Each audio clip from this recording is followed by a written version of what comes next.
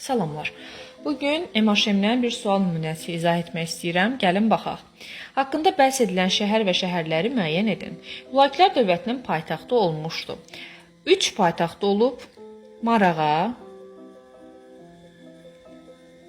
Təbriz, Sultaniyə.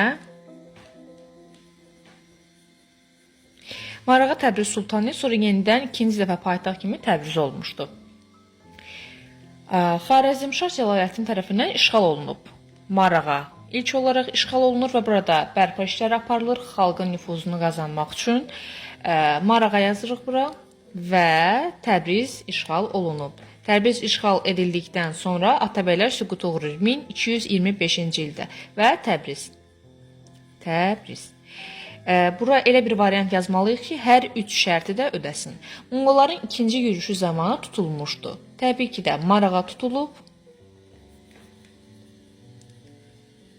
Yəni məqsədimiz bu 3 şərti ödəməkdir. Məsəl üçün birinci sualı tapdıq, bu ipucudur ki, yəni bunlardan ikisi olacaq.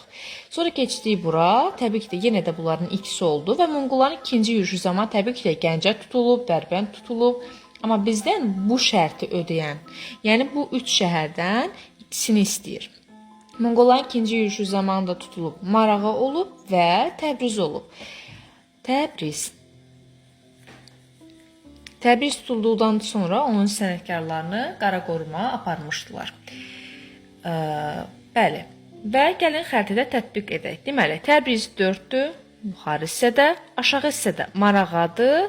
Bax, burada Ərdəbildir, paralelində yerləşir. Belə yadımıza saxlaya bilərik.